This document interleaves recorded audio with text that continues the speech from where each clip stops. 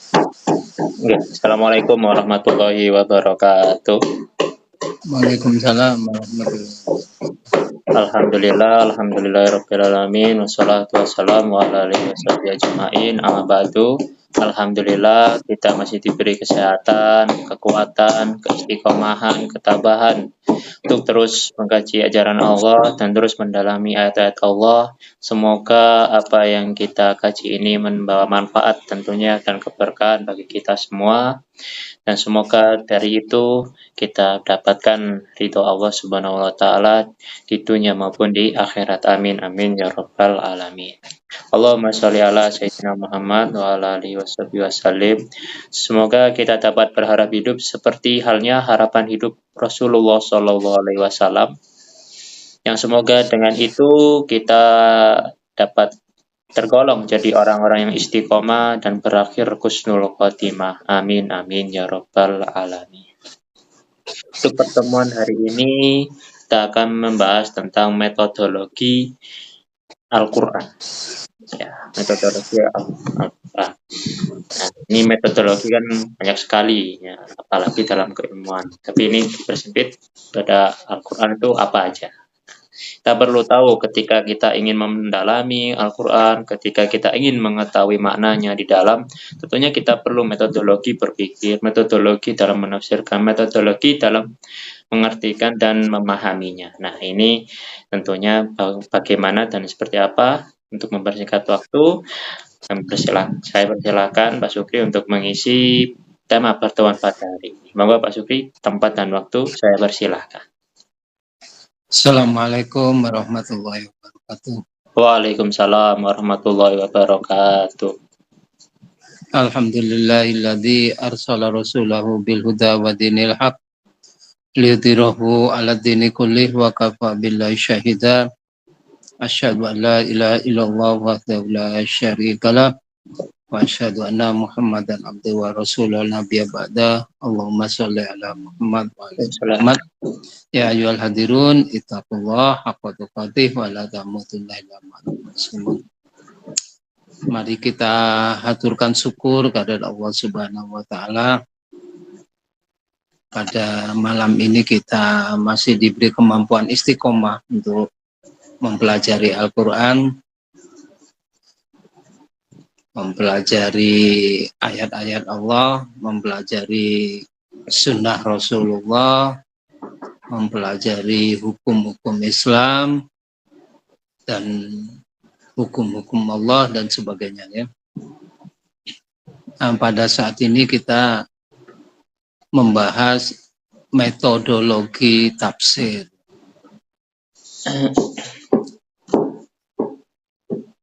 Ya. Apa itu metodologi, apa itu tafsir? Mari kita teladani ya Nabi kita Muhammad SAW, karena kehadiran beliau kita mendapatkan rahmat sebagai rahmat Allah sehingga kita bisa memahami Al-Quran dan hidup benar seperti yang dilakukan oleh Nabi Muhammad SAW. Peran Nabi Muhammad itu yang pertama sebagai rahmat, artinya memberi supaya kita itu hidupnya penuh kasih sayang. Yang kedua sebagai pemberi hidayah kepada kita melalui hidayah Allah disampaikan kepada Nabi Muhammad, kemudian disampaikan kepada kita. Kemudian sebagai apa itu basir wa nadhir, memberi kabar gembira dan kesenangan. Ya. Dan juga sebagai al-mubin, artinya dia sebagai pemberi penjelasan dalam kehidupan supaya kita hidup benar. Nabi Muhammad itu peran Nabi kita Muhammad Shallallahu Alaihi Wasallam. Nah, kita kembali lagi metode itu apa? Logi, ya, logi, logos dari kata logos itu berpikir sebenarnya. Logik istilahnya rasional, ya. Berpikir yang rasional, logika istilahnya logik. Nah, sedangkan metode itu adalah bentuk-bentuk berpikir, model-model berpikir, itu metode. Metode itu berarti bentuk-bentuk berpikir, model-model berpikir, atau teknik berpikir dan sebagainya, itu metode. Macam-macam nanti itu. Jadi yang kita pelajari adalah model-model berpikir, model-model atau cara berpikir atau apa ya dalam kita menafsirkan Al-Quran, metodologi Al-Quran. Kemudian apa itu tafsir? Ya, tafsir dari kata fassara, ya, artinya menguraikan, menjelaskan. Fassara yufassiru tafsiran, artinya penjelasan. Ya. Atau al-bayan, memberi keterangan. Itu ilmu tafsir. Atau al-ibanah, sama saja, memberi keterangan, memberi penjelasan. Atau al-kasfu, menyingkap, mengungkap apa yang ada di dalam makna yang ada di dalam Al-Quran. Itu tafsir, itu namanya tafsir. Jadi tafsir itu adalah upaya, ya, upaya manusia. Jadi tafsir itu bukan seluruh tafsir itu ijtihad manusia, ya, upaya manusia untuk dalam memahami ayat-ayat Al-Quran. Jadi upaya manusia untuk mengeluarkan pemahaman, pengertian, hukum-hukumnya, dan sebagainya yang ada di dalam Al-Quran. Itu namanya upaya. Nah, karena jadi harus dibedakan antara Al-Quran sendiri dan tafsirnya. Ya, kalau Al-Qur'annya udah pasti benar, nggak mungkin salah Al-Qur'annya, pasti benar. Nah, masalah tafsirnya itu tergantung tingkat tingkat kebenarannya atau tingkat itu tergantung kepada kemampuan manusianya. Ya, manusianya tambah pintar berarti tambah bagus tafsirnya. Sehingga yang namanya tafsir itu pasti bermacam-macam gitu ya.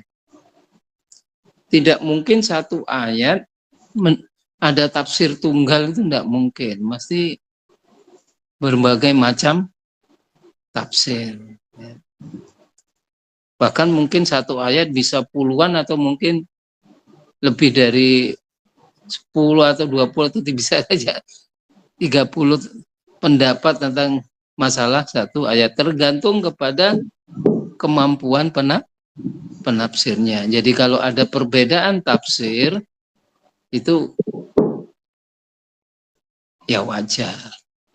Makanya Quran itu tidak habis dibahas karena memang Quran itu bisa ditinjau dari berbagai sudut. Ya. Itu yang masalah metodologi tafsir. Jadi kalau begini berarti metodologi tafsir itu berarti model, cara, ya, cara memahami Al-Quran, ya, memahami maksud-maksud ayat-ayat Allah, ya, dengan berbagai pendekatan, ya, berbagai model. Pendekatannya itu caranya beda-beda antar setiap orang gitu ya. Beda-beda. Secara garis besar, tafsir itu dibagi dua. Aliran tafsir maksudnya. Model tafsir itu secara garis besar itu dibagi dua. Ya. Satu, tafsir bil maksur. Tafsir bil maksur itu maksudnya tafsir berdasarkan riwayat. Ya, berdasarkan riwayat. Jadi mungkin ayat satu ditafsirkan dengan ayat yang lain. Mungkin ayat ditafsirkan dengan sunnah. Mungkin ayat ditafsirkan dengan pendapat sahabat. Mungkin ayat ditafsirkan dengan pendapat tabiin gitu itu. Ya. Makanya disebut berdasarkan riwayat. Ya. Itu begitu. Tafsir-tafsir koyok ngene iki sing sering dibaca orang itu biasanya Ibnu Katsir itu. Ibnu Katsir itu berdasarkan bilang riwayat. Menurut hadis ini, menurut pendapat ulama ini gitu ya. Pendapat menurut sahabat itu maknanya Ibnu Abbas begini, menurut pendapatnya begitu. Itu tafsir bil maksur. Maksud dari kata asar ya. Asar itu ya riwayat-riwayat, bekas-bekas sebenarnya asar itu maknanya. Riwayat-riwayat. Nah, yang kedua, tafsir birro'yi. Tafsir dengan logika, dengan berpikir. Dengan logika yang rasional, dengan pikiran yang objektif. Dengan berdasarkan biasanya yang dipakai dasar itu pemakaian bahasa dan penemuan ilmu pengetahuan. Itu biasanya tafsir birro'yi.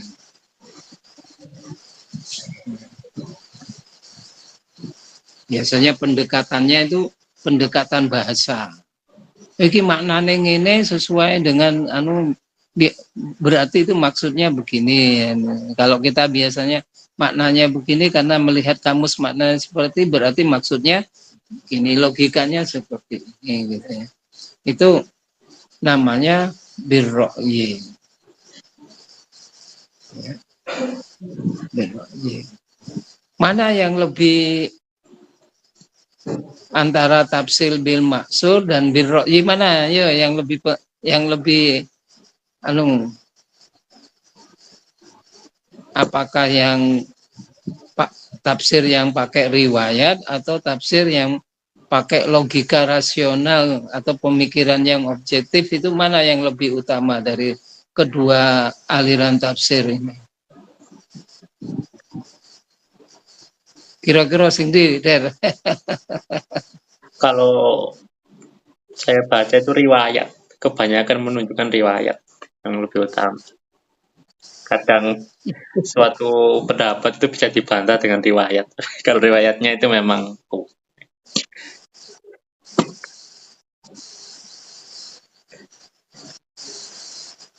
Opo nek nganggo riwayat terus gak nganggo pikiran, Der? ya tetap pakai pikiran. Ya tetap pakai pikiran. Tafsir pakai riwayat itu perlu pemikiran.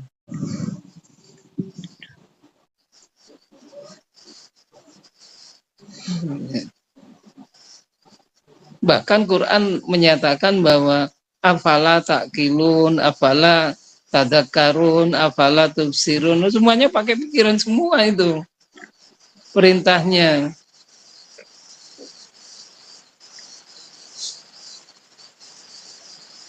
Mana yang lebih dahulu? Tafsir bil ro'yi atau bil maksur?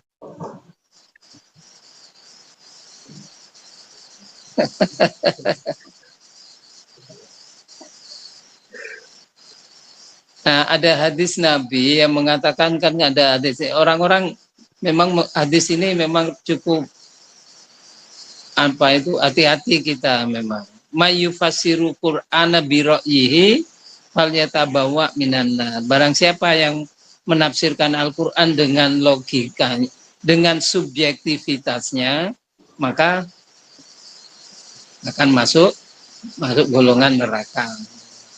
Maksudnya biroi di sini ini menafsirkan Quran tetapi pakai subjektif sakarpe JW itu terus karena hadis ini kalau di apa itu dipertentangkan dengan ayat Al-Quran, loh gak oleh nafsirkan Quran pakai logika, tapi Quran ngomong apalah takilun apalah tafakkarun, kan bertentangan. Maksudnya hadis ini kita tidak boleh, ya tetap kita memakai pikiran, hanya harus didasarkan kepada pemikiran yang objektif dan ya yaitu pakai riwayat gitu loh. Jadi kedua-duanya sebenarnya itu kesalahan keterkaitan gitu loh. Ya. Pemikiran yang berdasarkan riwayat bisa begitu nanti. Tafsir yang berdasarkan pemikiran berdasarkan minimal itu pemikiran yang pakai makna bahasa. Jadi begitu. Jadi tidak boleh kita ini yang lebih penting yang ini enggak semua, karena semua tafsir pakai logika. Nek tafsir nggak pakai logika, sing ditulis apa?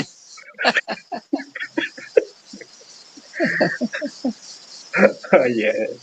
Iya. Milih riwayat ya pakai pikiran. Milih ayat antar ayat ya pakai logika. Jadi nah itu harus disadari. Makanya hadis itu harus dimaknai, ya bukan harus ya, tapi sebaiknya memang afala takilun, afala tafakkarun itu kan suruh berpikir orang-orang. Sementara hadis itu maksudnya tidak boleh subjektif, memakai pemikiran-pemikiran yang tidak objektif, tidak berdasarkan riwayat dan sebagainya. Ini perlu soalnya biasanya ngomong itu kadang-kadang gak oleh lo nafsirkan Quran pakai pikiran nih, nek gak oleh terus ganggu apa? Anggu dengkul.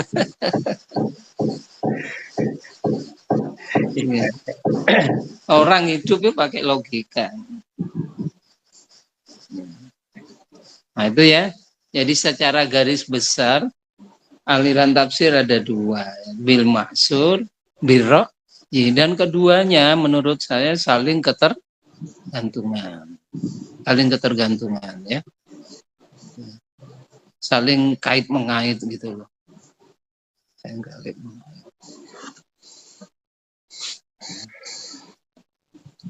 Kemudian selanjutnya kita melihat beberapa karakter tafsir ya, atau pendekatan yang dipakai oleh para mufassir. Artinya alat analisisnya itu apa? Biasanya alat analisisnya tergantung kepada kemampuan orang itu gitu ya. Kemampuan orang itu. Umpamanya orang yang seperti Gus Bahar, seperti siapa itu Ali Mansur, seperti siapa itu, karena dia ahli dalam fikih, tafsirnya itu mesti karakternya fikih gitu loh. Mesti dibawa ke sana gitu. Karena memang dia kemampuannya di sana gitu. Kemampuan mesti menafsirkannya dengan dalam dunia fikih. Karena yang dimampuinya adalah model itu. Ya walaupun Gus Bahar yang nggak hanya fikih gitu ya. Kadang-kadang orang yang ahli toreko itu ya, mendekati Quran, menafsirkan Quran itu Yang dibahas itu masalah supranatural. Ayat ini bicara yang ini, supranatural yang dibahas. Mau makna la ilaha illallah ya beda urusan. Supranatural. Katakanlah kayak apa itu? Kata as-sholatul wusta ya. Kalau orang-orang fikih menafsirkan hafidhu sholatul wusta itu ya, peliharalah sholat-sholat pertengahan. Nah itu nek wong-wong fikih mikirku itu sholat asar, karena asar itu antara duhur dan maghrib di tengah gitu ya. Ada yang mengatakan sholat maghrib, karena maghrib itu antara isya dan asar. Tapi Al-Ghazali sebagai seorang sufi itu menerjemahkan nggak begitu. Sholatul wusta itu sholat yang husuk, kata Al-Ghazali. Waduh. Peliharalah sholat yang kehusuan sholat, kata Al-Ghazali. Karena wusta itu maknanya dada, kata Al-Ghazali, di tengah dada manusia itu hati. Makanya itu tafsir sufi masalahnya. Beda dengan tafsir yang karakter fikih gitu. Beda lagi kayak Fahrudin Faiz yang ahli filsafat, ya tafsirnya filsafat, falsafi yang dikeluarkan ya, jarang sekali mengeluarkan hukum-hukum itu, tapi filsafat, pemikiran-pemikiran yang mendalam, falsafi. Nah, orang yang ahli pengetahuan, umpamanya seperti siapa itu pengarang, ya seperti Agus Mustafa umpamanya, karena dia ilmuwan, ya tafsirnya berdasarkan keilmuan. Apakah keyakinan kepada yang goib itu ilmiah? Kan kayak gitu ya. Yang goib itu menurut ilmiah itu bagaimana? Gitu. Menurut ilmu mana yang gaib itu? Gitu ya. Nah itu nek ilmuwan, tapi nek sufi yang gaib itu nanti ke malaikat. Nek ilmuwan yoga ndak ke sana, paling ada kayak apa aliran listrik itu kan gaib, ndak bisa dilihat dan sebagainya. Ada banyak hal-hal di dunia ini yang gaib ya. Secara ilmuwan kan belum ditentukan, ndak ada orang yang bisa melihatnya gitu. Nah, itu berdasarkan ilmu. Jadi itu karakter tafsir tergantung pada mufassirnya. Kemudian ada tafsir adabul ijtimai, tafsir sosial. Nah, yang dibahas sosial, kemasyarakatan, pemerintahan. Kayak hati itu membahas tentang khilafah, pemerintahan itu. Mesti yang dibahas iku ya, karena yang memang ilmu niku. Ilmu niku sehingga ya sudah, kalau kita sudah pahami ya wis runiku ya wis lah. Kita mungkin harus sadar gitu ya. Nah, inilah secara garis besar dan karakter tafsir ya. Karakter tafsirnya. Kemudian metodologinya sekarang. Metodologi tafsirnya. Ya. Satu, ada 4 ya. Yang satu ini, yang kelima ini hermeneutik ini banyak yang ditolak soalnya. Ya. Ada 5 sebenarnya, tetapi yang 5 ini baru, metode yang baru. Yang pertama metode tahlili, yaitu metode analisis. Ya. Metode tahlili itu metode analisis. Biasanya seperti tafsir Al-Misbah itu tahlili. Tafsir-tafsir yang itu biasanya tahlili. Sehingga metode ini biasanya bisa pakai metode induksi atau metode deduksi gitu. Kalau kita belajar biasanya apakah kita belajar dari awal Al-Fatihah kan sebagai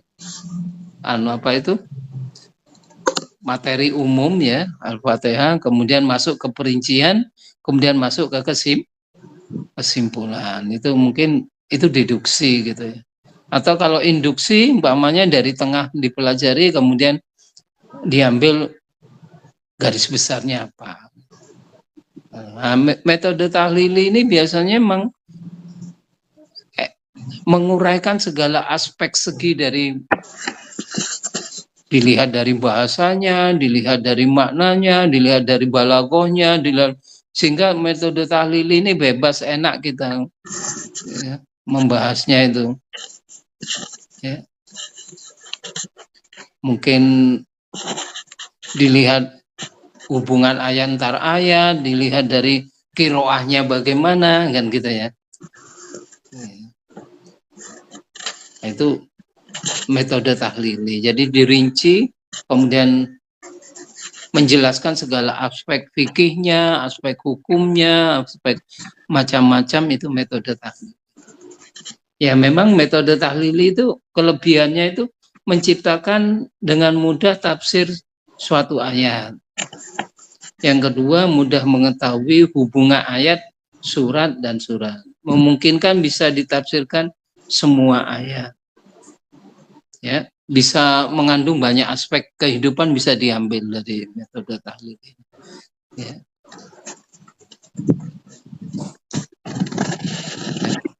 Akan tetapi kelemahannya menghasilkan tafsir yang parsial. Karena metode tahlili hasilnya parsial.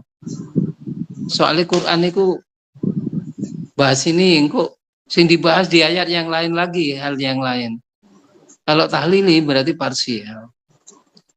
Kemudian biasanya subjektif mufassir itu banyak, bersikap subjektif dari tahlili itu ya. Kemudian ada ada bahasan yang dibahas secara berulang-ulang. Ya, Quran kan gitu ya. Kadang-kadang cerita Nabi Adam itu dibahas di ayat ini, di surat ini ada berapa tempat itu? 5 atau 7 tempat itu ya. Itu kalau dibahas secara tahlili itu berulang-ulang akhirnya kita.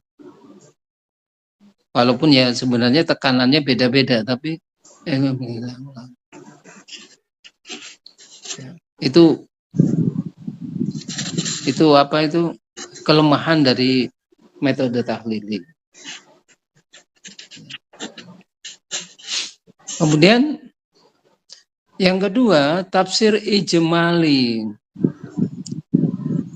Ya, menganalisis secara global. Nah, ini biasanya yang dipakai Rasulullah dulu ya. Makna ayat itu apa ya Rasulullah? Kemudian dijelaskan secara global maknanya ini gitu. Singkat. Ya seperti ya tafsir Jalalan itu begitu, singkat. Maknanya ini Jalalan. Singkat aja gitu. Beberapa tafsir ijmali itu gampang mudah. Singkat. Ya itu gampang sebenarnya, mudah dipahami. Ya. Tidak mengandung kisah-kisah Israiliyat, ya, pendekatannya biasanya pakai bahasa Al-Quran, pakai pendekatan bahasa, ya, sedikit. Ya kelemahannya memang parsial, nggak utuh, nggak utuh. Kemudian yang ketiga, tafsir muqarron, perbandingan. Ya. Jadi dibanding-bandingkan gitu loh. Ayat ini dibandingkan maknanya seperti ini, dibandingkan dengan yang lain, redaksinya sama, tapi kok maknanya berbeda gitu. Redaksi ini bodoh, tapi maknanya beda dibandingkan. Kemudian diambil bedanya apa? Dibandingkan. Mungkin dibandingkan mana ayat dengan sunnah hadis Nabi, maknanya kok seperti ini dibandingkan. Ada persamaannya atau ada perbedaannya? Ya, dibanding-bandingkan begitu itu. Ya. Mungkin yang dibandingkan itu ya ayat satu dengan ayat yang lain. Ya, kemudian beda atau sama redaksinya, beda atau sama maknanya, ya, atau beda atau sama temanya, itu dibanding-bandingkan. Ya. Ada perbandingan ayat dengan teks hadis, namanya. Redaksinya, maknanya, temanya sama enggak? Atau dibandingkan dengan hasil tafsir mufasir tertentu dengan tafsir yang lain. Mungkin tafsir Imam Nawawi, Pak, ya, dibandingkan dengan tafsirnya Qurasyihab, dibandingkan maknanya kok begini, nah ini, atau dibandingkan dengan tafsir ayat Al-Quran dengan teks kitab yang lain dan sebagainya, atau dibandingkan penafsiran ayat Al-Quran dengan ilmu pengetahuan dan sebagainya, itu dibanding-bandingkan. Nah ini memang kalau kita pakai tafsir ini wawasannya kita lebih luas gitu. Kita lebih luas bisa ya. Nah kita kalau sudah begini kita bisa membuka sikap toleransi itu, ternyata antar mufassir, antar berbeda pandangan dan sebagainya, sehingga kita bisa membuka sikap toleransi ya.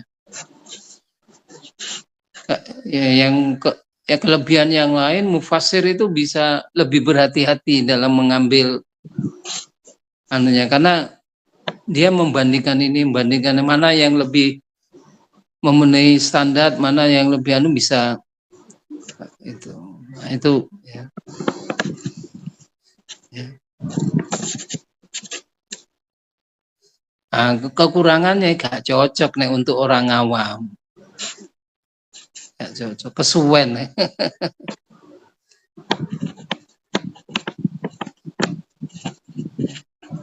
Kurang mampu memecahkan masalah yang baru. Nah, masalah yang baru tidak bisa dipecahkan dengan pengulangan pendapat-pendapat mufassir, itu kalau yang kelemahannya. Nah, itu kalau kita lihat tafsir Muqarran. Oleh karena itu kita itu harus banyak membaca tafsir supaya kita ini kaya dengan kemudian kadang-kadang itu berbeda tempat, berbeda itu kan karakter beda mufassirnya gitu ya. Kemudian yang keempat, yang terakhir, tafsir maudhu'i. Ya, ini yang tafsir yang tematik ya. Berdasarkan tema. Caranya ya, mengumpulkan ayat-ayat Al-Qur'an yang berhubungan dengan tema yang dibicarakan. Umpamanya kita bicara tentang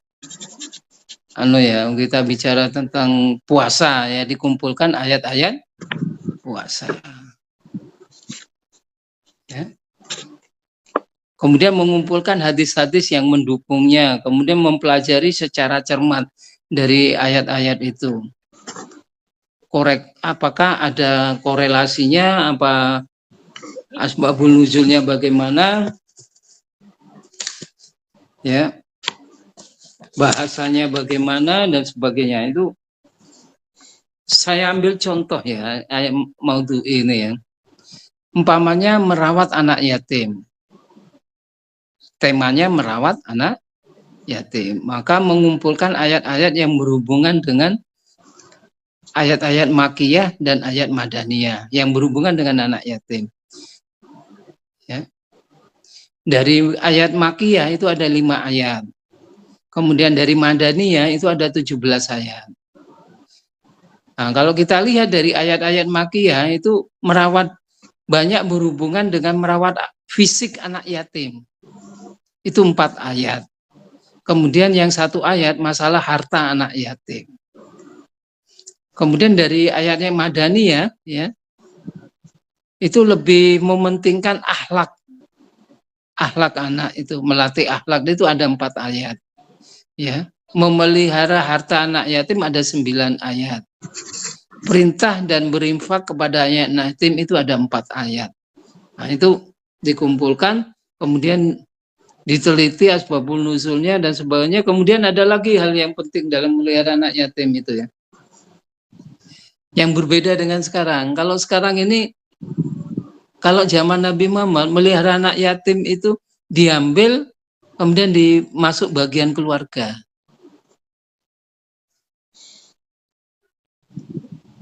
Nek saiki laga digawe yayasan kanggo melihara anak yatim. Nah, sejak kapan ada, mana yang lebih bagus, dimasukkan ke yayasan atau anak yatim dimasukkan jadi anak kita gitu, bagian dari anak kita. Itu apa kelebihan dan kekurangannya di antara kedua itu. Sejak kapan ada yayasan anak yatim kemudian dikumpulkan? Ini kan kadang-kadang dikumpulkan anak yatim kemudian dibuat yayasan, terus sing melihara anak yatim kan makan dari uang itu, bahkan makan anak yatim. Itu kan masalah gitu ya. Nah, itu penggunaan seperti itu. Nah, ini tematik. Enak kalau tematik itu memang ya. Kalau tematik itu bisa menjawab tantangan zaman. Apa persoalan yang ada kemudian dibahas. Penyelesaiannya gimana? Memang metode maudhu'i itu praktis ya. Kemudian sistematis. Kemudian juga dinamis. Ya. Dan bisa dibahas secara tuntas ya. Ya. Hanya kelemahannya itu ayat-ayat dipenggal-penggal gitu. Penggal sesuai kepentingan ya, membatasi pemahaman ayat.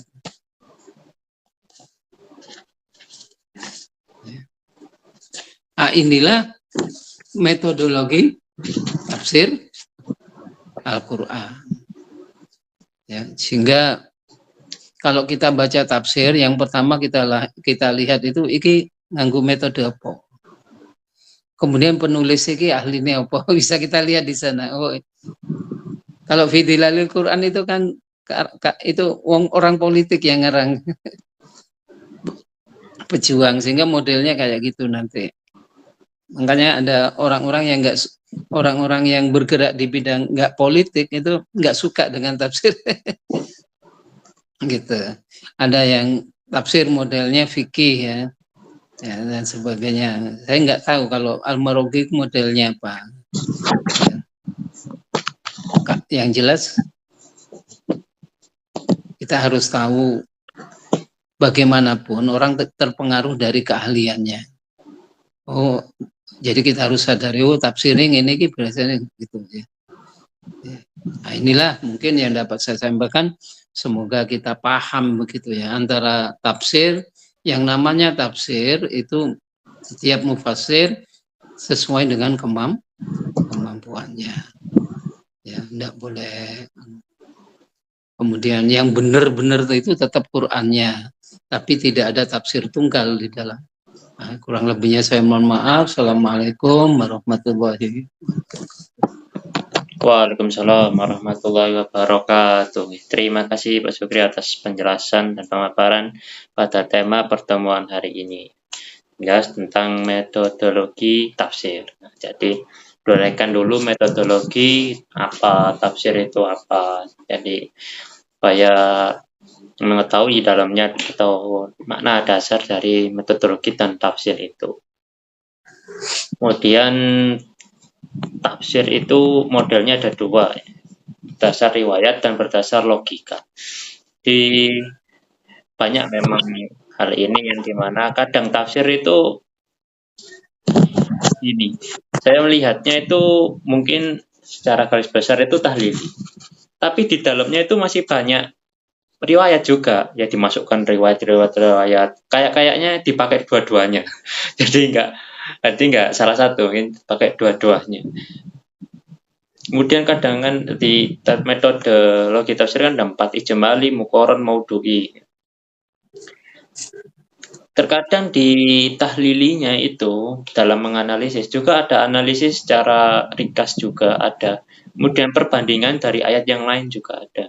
Mungkin kalau mau doi jarang dalam artian ada kalau dalam tafsir yang kayak tahlili yang runtut dari pembahasan surat Al-Fatihah sampai An-Nas memang. Tapi dari itu ada kayak campur, ada ijmali juga, mukoron, di dalamnya itu ada perbandingan juga, ya ada kayak secara pengglobalan barang apa pemanaan yang ringkas sehingga mudah dimengerti. Nah itu ini kalau gabungan gitu metode apa ini nanti bisa nanti dijelaskan kalau banyak hal. Kemudian terkadang dalam riwayat kayak pengambilan riwayat, kemudian biroi, kemudian pemakaian logika dan rasional. Saya pernah ini menjumpai pas mengkaji Al-Kalam ini, surat Al-Kalam. Itu kan dalam di Said Kutub ya, Said Kutub itu menjelaskan bahwasanya surat Al-Kalam itu kan dijelaskan kalau itu turun surat kedua setelah Al-Fatihah. Setelah Iqra, setelah Iqra. Riwayatnya demikian. Tapi di Said Kutub itu menjelaskan bahwasanya dari rincian penjelasan sesuai dengan karakter bahasanya, kemudian dari karakter permasalahan dan pertemuannya, itu nggak cocok kalau Al-Kalam itu berada di surat yang urutan kedua. Cocoknya itu malah Mudassir, Muzammil itu lebih cocok kalau diurutkan dari segi perurutan ayat. Tapi kalau dari segi perurutan ayat saat Al-Kalam diletakkan di nomor 2, padahal itu kebanyakan bahasanya di dalam itu pembahasan tentang kayak perjuangan pada situasi pertengahan. Nah, itu menyebutkan bahwasanya cocoknya ini lebih ke pertengahan. Tapi karena adanya banyak riwayat, pemikiran Said Kutub ini ya, tentang apa yang itu hanya dipakai sebagai pendapat saja, sehingga tidak bisa menguatkan lebih kuat dari riwayat-riwayat yang banyaknya sampai sekian untuk meriwayatkan bahwasanya Al-Kalam itu surat yang urutan kedua. Nah itu kan memang banyaknya seperti itu, kadang-kadang memang banyak seperti itu. Nah itu bagaimana ini dalam menanggapi hal seperti itu seperti apa? Ini perlu juga pemaparan biar lebih enak juga. Nah ini Pak Abadi sudah datang ini. Tadi agak itu. Monggo Pak Abadi ditanggapi dari tema pertemuan hari ini tentang metodologi tafsir Al-Quran.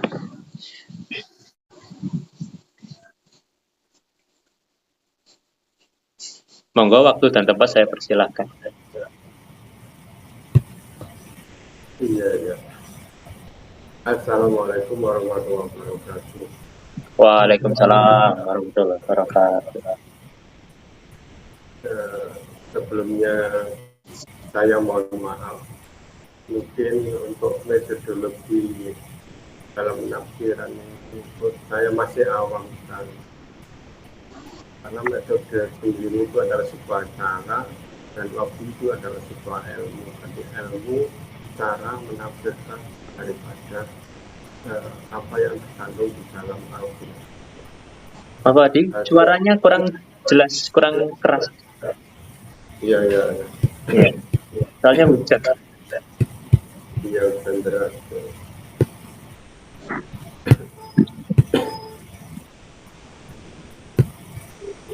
Kami ulangi bahwa metodologi itu ada sebuah cara, logik itu adalah sebuah ilmu, cara menafsirkan sebuah apa-apa yang terkandung di dalam Al-Quran itu, mohon maaf kami masih awam sekali. Namun izinkan saya menanggapinya bahwa yang pertama-tama tentu kita awali dengan Bismillahirrahmanirrahim. Alhamdulillahirabbil alamin wassalatu wassalamu ala Rasulillah Muhammad sallallahu alaihi wasallam wa ala alihi wa ashabihi ajmain. Para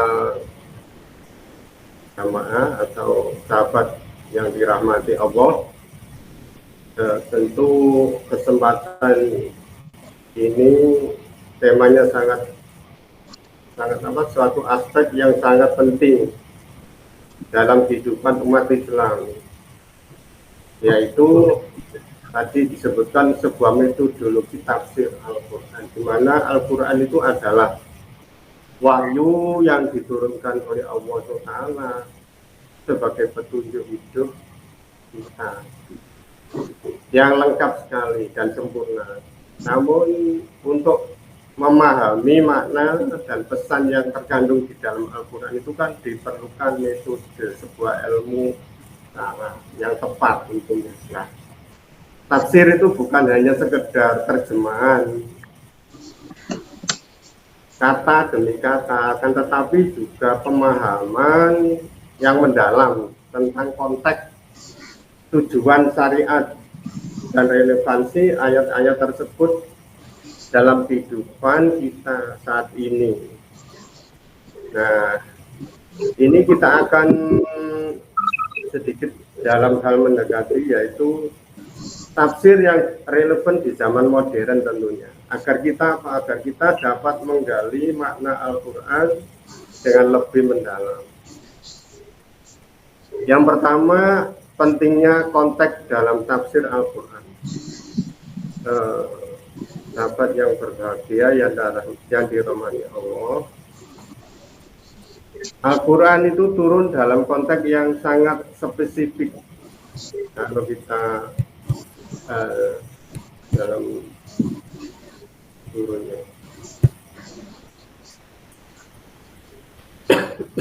yaitu pada zaman Nabi Muhammad SAW.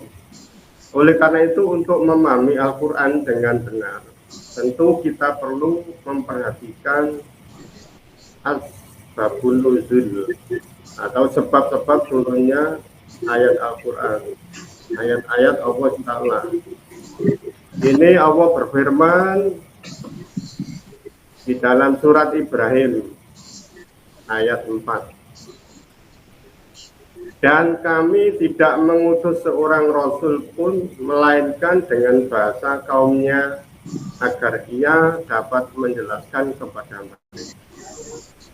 Di mana ayat ini mengajarkan kita bahwa wahyu Allah disampaikan dalam bahasa dan konteks yang sesuai dengan masyarakat dan zaman pada saat itu. Oleh karena itu, memahami asbabun nuzul itu sangat penting agar kita itu tidak salah dalam menafsirkan ayat-ayat Al-Quran. Sebuah contoh yaitu banyak ayat yang berkaitan dengan peristiwa-peristiwa sejarah tertentu seperti perang Uhud, perang Badar, dan berbagai kondisi sosial lain yang dialami oleh umat pada masa Nabi Muhammad. Nah, misalnya ayat yang membahas tentang kewajiban berjihad atau tentang perang harus dipahami dalam konteks kondisi zaman tersebut, bukan dalam konteks zaman yang damai. Oleh karena itu, sebuah tafsir itu yang mengabaikan konteks itu akan sangat mudah disalahpahami. Yang kedua, apa yang disebut tadi bahwa tafsir tahlili atau tafsir tahlili dan ijmali itu tadi yang dimulakan oleh Allah Ta'ala. Dalam ilmu tafsir ada dua pendekatan. Ini menurut apa yang bisa saya sampaikan, yaitu utama yang sering digunakan yaitu tafsir tahlili dan tafsir ijmali. Tafsir tahlili tadi sudah disebutkan adalah sebuah pendekatan yang memfokuskan pada penafsiran secara rinci terhadap setiap kalimat dan kata dalam ayat dengan mengurai makna yang terkandung dalam setiap detailnya. Nah, sebagaimana yang dilakukan oleh ulama tafsir klasik seperti Al-Tabari dan Al-Qurtubi. Nah, di sini Di sisi lain bahwa tafsir ijmali adalah pendekatan yang lebih umum. Nah, tadi juga sudah disebutkan di mana mufasir itu berusaha untuk apa ya? Itu untuk menangkap makna inti dan pesan besar dari keseluruhan ayat atau surat. Nah, tanpa terlalu mendalami rincian dari setiap kata. Pendekatan ini dapat membantu kita mendapatkan sebuah pemahaman yang lebih luas tentang apa? Tentang ayat. Terutama ketika ayat tersebut itu menyentuh masalah universal yang tidak terkait dengan konteks waktu dan tempat tertentu. Ini Allah Ta'ala berfirman dalam Al-Quran yang artinya, sesungguhnya kami menurunkan kepadamu Al-Quran dengan benar, maka sembahlah Allah dengan penuh keikhlasan dalam beragama. Quran Surat Az-Zumar ayat 2. Di mana ayat ini menunjukkan bahwa Al-Quran itu harus dipahami dengan kedalaman dan keikhlasan. Dan dalam hal ini tafsir ijmali membantu kita untuk apa? Untuk memahami pesan-pesan besar Al-Quran tentang apa? Yaitu tentang tauhid dan ibadah kepada Allah. Nah, yang ketiga itu tafsir yang relevan dengan tujuan syariat, atau yang disebut dengan maqasid al-syariah. Ini yang paling penting bahwa sebagaimana umat Islam kita ini perlu memahami bahwa tafsir Al-Quran itu tidak hanya difokus pada pemahaman teks secara harfiah, akan tetapi harus memperhatikan maqasid al-syariah atau yang disebut dengan tujuan syariah. Tujuan syariat yang terkandung dalam wahyu tersebut. Maqasid asal syariah adalah 5 pokok tujuan utama syariat Islam, yaitu untuk apa? Untuk melindungi agama, untuk melindungi din, jiwa, nafas, akal, harta, mal, dan keturunan. Nah, sebagaimana dijelaskan dalam hadis Rasulullah SAW yang diriwayatkan oleh Syafi'i, sesungguhnya hukum syariat itu dilaksanakan dengan tujuan untuk menjaga 5 hal: agama, jiwa, akal, harta, dan keturunan. Ini Al-Syafi'i Al-Um. Nah, pendekatan ini memberikan kita paduan untuk apa? Untuk menafsirkan ayat-ayat yang berkaitan dengan masalah sosial, hukum, dan kehidupan sehari-hari. Misalnya apa? Misalnya dalam hal warisan. Nah, ayat-ayat ini menjelaskan tentang pembagian harta. Warisan itu bukan hanya untuk menjaga keadilan, tetapi juga untuk melindungi hak individu dan keluarga sesuai dengan maqasid al-syariah. Yang keempat, tafsir ilmiah menjembatani Al-Quran dengan ilmu pengetahuan modern. Bagaimana? Salah satu tantangan terbesar dalam tafsir adalah bagaimana menghubungkan ajaran Al-Quran dengan ilmu pengetahuan modern. Nah, dalam beberapa dekade terakhir ini banyak ilmuwan dan mufasir modern yang mencoba untuk menunjukkan bahwa banyak ayat-ayat Al-Quran yang bersinggungan dengan temuan ilmiah. Seperti apa? Penciptaan alam semesta, pembentukan manusia, hingga fenomena alam yang luar biasa. Nah, sebagaimana Allah berfirman dalam Al-Quran, sesungguhnya dalam penciptaan langit dan bumi dan pergantian malam dan siang itu terdapat tanda-tanda bagi orang yang berakal. Al-Imran ayat 190. Nah, di mana ayat ini mengajak kita untuk apa? Untuk merenungkan ciptaan Allah dengan menggunakan akal dan pengetahuan ilmiah. Nah, tafsir ilmiah ini membuka pemahaman baru Tentang apa? Tentang bagaimana wahyu ilahi ini tidak hanya relevan dalam konteks agama, akan tetapi juga sejalan dengan penemuan ilmiah yang semakin berkembang. Sebagaimana contoh ayat-ayat yang menjelaskan tentang proses penciptaan manusia seperti dalam Al-Mu'minun 13:14. Ini dapat dipahami dengan lebih mendalam ketika dihubungkan dengan pengetahuan tentang biologi dan embriologi modern. Nah, tafsir ilmiah membantu umat Islam untuk melihat bahwa Al-Quran adalah kitab yang tidak hanya bersifat religius tetapi juga ilmiah dan relevan dengan perkembangan zaman. Yang kelima adalah tantangan dalam tafsir Al-Quran. Dalam usaha menafsirkan Al-Quran itu kita sering dihadapkan pada tantangan. Salah satunya adalah perbedaan pemahaman. Nah, ini antara tafsir literal dan kontekstual itu beberapa orang mungkin hanya mengandalkan pemahaman harfiah terhadap teks Al-Quran yang dapat berisiko menyempitkan makna ayat tersebut, padahal banyak ayat yang memiliki makna yang lebih luas dan mendalam jika dipahami dalam konteks sosial dan sejarah tertentu. Allah SWT berfirman, dan jika kamu tidak mengetahui maka bertanyalah kepada orang yang berilmu di antara kalian. Al-Anbiya 7.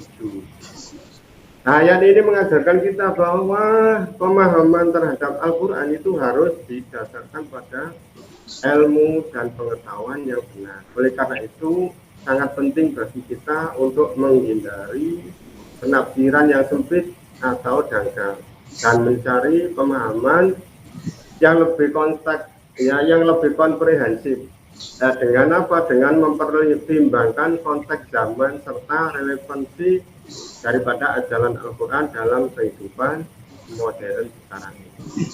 Sehingga saya dapat garis bawahi bahwa sebagai umat Islam kita diberi amanah untuk apa? Untuk memahami Al-Quran dengan sebaik-baiknya melalui metodologi tafsir yang tepat tentunya. Nah, kita ini dapat menggali makna yang bagaimana yang dalam tentunya dan hikmah agar supaya ya apa yang terkandung di dalam setiap ayatnya dengan pendekatan yang mengutamakan yaitu konteks, tujuan syariat serta apa? Serta keterkaitan dengan ilmu pengetahuan tafsir Al-Quran. Nah, dapat memberikan apa? Tentunya pencerahan yang relevan bagi kehidupan kita. Nah, baik di dunia nanti maupun nanti di akhirat. Semoga Allah Ta'ala memberikan kita yaitu apa? Pemahaman yang benar terhadap Al-Quran dan menjadikan kita umat yang selalu mengikuti petunjuk-petunjuknya. Amin ya rabbal alamin. Kurang lebihnya mohon maaf. Wabillahi hidayah. Itulah apa yang saya sampaikan dalam tanggapan konteks yaitu menggali metodologi bagaimana tersebut dalam tema di atas tadi. Ikhlas wassalamualaikum warahmatullahi wabarakatuh. Waalaikumsalam warahmatullahi wabarakatuh. Terima kasih Pak Abadi atas tanggapan dari tema pertemuan hari ini. Jadi jelaskan tadi bahwasanya tafsir itu juga perlu sebab nuzulnya dan sebagainya. Kemudian jangan sampai mempersempit tentunya dari makna beberapa kata di dalam Al-Quran itu hanya dengan dimaknainya kata itu secara tunggal. Jadi pemahamannya dipersempit sehingga kemungkinan pemahaman lain itu tidak bisa masuk atau memang ditolak. Jangan sampai seperti itu dan sebagainya. Nah, ini monggo Pak Sukri langsung ditanggapi saja dari apa yang jelaskan tadi. Terima kasih tanggapannya. Yang pertama, kita ini bukan bukan penafsir gitu ya. Yang ngaji begini ini bukan penafsir. Karena untuk jadi mufassir itu syaratnya berat sekali. Itu ada 11 pan atau apa itu ya. Jadi kita ini hanya mempelajari tafsir-tafsir ulama dan menyampaikan kembali, hanya itu aja sebenarnya kita ini ya. Jadi kita bukan penafsir. Saya kira di Indonesia yang ya kalau Gus Baha itu sudah bisa jadi penafsir ya. Quraisy Shihab jelas punya bukunya sudah penafsir, tapi yang lain mungkin belum bisa ya jadi penafsir itu, karena salah satu syaratnya jadi mufassir itu adalah harus tahu bahasa Arab itu, dan itu harus tahu bahasa Arab pada zaman Nabi gitu ya. Jadi harus tahu bahasa Arab yang dipakai pada zaman Nabi. Kalau tidak tahu itu ya fatal nanti. Katakanlah kayak begini ya, istilah panjang tangan gitu ya. Kalau di Indonesia panjang tangan itu apa artinya? Pencuri kan? Ya. Tapi pada zaman Nabi yang namanya panjang tangan itu adalah orang yang senang bersedekah. Nah, itu kalau nanti baca hadis, baca siapa yang panjang tangan masuk surga loh. Kan diartikan panjang tangan pencuri kok masuk surga. Gitu ya. Kemudian ada lagi umpamanya istilah singa ya, asad. Kalau kita, wah dia bagaikan singa, itu positif kalau dalam bahasa Indonesia. Ya, positif, bahasa Indonesia positif itu. Tapi kalau di Quran, pemimpin itu kayak singa, itu yang merusak gitu. Merusak tatanan. Kalau di dalam Quran dijelaskan bahwa pemimpin kalau sudah seperti singa, kalau masuk di bawah daerah itu merusak. Nah, ini makna-makna begini ini harus tahu gitu ya, bahasa anunya. Ya. Ya. Seperti makna fatoro. Fatoro itu maknanya menciptakan. Kholako juga menciptakan. Ja'ala juga menjadikan. Nah, ini perbedaannya di mana ini? Ya. Perbedaannya. Kalau fatir itu, fatoro itu menciptakan pertama kali itu fatir. Makanya Allah disebut al-fatir. Jadi Allah itu yang pertama kali menciptakan alam semesta. Al-fatir. Kalau holako itu menciptakan dari tidak ada. Kalau ja'ala sudah ada bahannya. Nah, itu harus tahu dalam memahami umpamanya dengan sebutan ini. Kalau kita sekarang ini orang ahli hukum itu disebut fakih ya. Fikih. Istilah fikih pada zaman Nabi gak ono. Zaman Nabi disebut qurra. Makanya Nabi pada waktu itu mengutus beberapa ahli qurra gitu ya. Maksudnya ahli hukum itu. Ya. Jadi istilah fikih, fakih dan sebagainya itu belakangan. Ya seperti hafid. Hafid itu kalau zaman Nabi disebut apa yang hafal hadis-hadis itu. Kalau yang hafal Quran kan tidak disebut hafid, amal, amil dan sebagainya. Istilah-istilah bahasa ini penting. Ada beberapa kebiasaan juga yang harus dipahami dalam hal-hal memahami Al-Quran gitu ya. Makanya betul-betul harus ahli. Kalau kita ini saat ini itu Ya hanya mempelajari moco, kadang moco tafsir aja gak mari-mari saya apa. Iya. Jadi kita ini sekedar belajar memahami para mufassir, tafsir dari para mufassir. Nah, kita juga harus tahu mufassir ini karakternya, tafsirnya pakai ini, kita harus tahu pakai metode ini. Biasanya tidak, mufassir itu menafsirkan Quran metodenya biasanya campuran. Tidak ada yang apa itu, yang utuh gitu pakai itu saja, enggak, sudah campuran. Nah, karena memang untuk memenuhi kebutuhan yang sedang dibicarakan. Kalau butuh dibandingkan ya dibandingkan. Kalau butuh dirinci ya dirinci, tahlili gitu ya. Kalau perlu hanya butuh, mesti kesimpulannya ijmali gitu, mesti dimanakan secara global. Pada akhirnya kalau kesimpulan mesti ijmali. Ya. Apalagi nanti kalau dihubungkan, kata Pak Abadi itu dihubungkan dengan konteks sekarang. Apakah kita ini zamannya kan beda ya, dan kita itu mementingkan asbabul nuzul atau makna umum ayat gitu ya. Itu harus ya. Asbabul nuzulnya ayat ini bicara tentang ini gitu ya. Tapi ayat ini bisa dihubungkan dengan kejadian yang sekarang yang beda dengan, tidak sesuai dengan asbabul nuzulnya gitu ya. Tapi konteksnya bisa gitu. Gitu. Artinya dengan makna umum ayat, makanya istilahnya apa itu khos dan am itu harus dikuasai juga dalam ulumul Quran ya. Ya, makna umum atau makna khususnya. Jadi ayat itu mengandung makna umum dan makna khusus.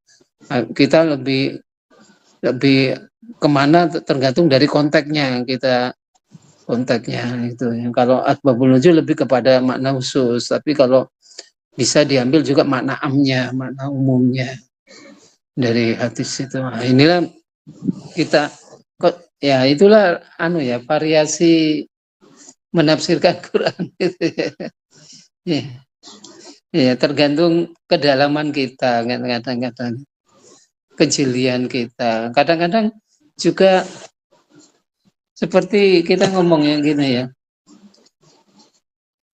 Umpamanya kita membahas tentang, kadang-kadang orang selalu objektif tetapi tidak dihubungkan dengan pemikiran kita. Kan umpamanya kul huwallahu ahad, Allah Maha Tunggal, dibahas tunggal itu begini-begini. Nah, itu membahasnya secara objektif. Tetapi kadang-kadang kalau kita ini membahasnya secara untuk pribadi, enak loh, duwe Allah iku siji, gak gegeran. Nah, Tuhannya banyak, enggak boleh geger-gegeran. Ya. Jadi kita bangga bahwa Allah itu tunggal. Jadi enak. Kalau kita mohon kepada Allah ya hanya mohon kepada Allah. Nah, bagaimana kalau Tuhannya 3 atau 4 atau berapa? Itu kita mohon kepada siapa? Kepada bapaknya, kepada anaknya, atau siapa? Kan gak enak. Kok gegeran ya apa? Nah, itu harus kita rasakan, ya Allah. Allah itu Maha Tunggal yang tidak ada yang menyamai. Andai kata ada yang sama kan repot kita. Ya, nah itu. Jadi kita rasakan ya, untung Allah itu tunggal, sehingga kita enak gitu. Tidak minta kepada siapa-siapa, minta kepada Allah saja tunggal. Untung Allah tunggal, yang punya alam semesta ini Allah saja. Andai kata yang punya alam semesta itu ada selain Allah, kita repot juga. Nah, itu ya. Jadi dirasakan kenikmatan bahwa Quran itu dinikmati gitu. Katakanlah kalau kita lihat kepada nanti ayat kursi ya. Untung loh Allah itu gak ngantukan. Andai kata ngantukan ya boy. Allah tidak kena ngantuk dan juga tidak tidur. Nah, bagaimana andai kata Allah tidur? Kita sebagai makhluk kan gak nyaman.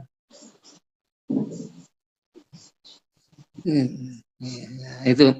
Jadi merasakan kenikmatan, rahmat dari sifat Allah yang begitu agung, begitu kita bisa kita rasakan dengan gitu ya.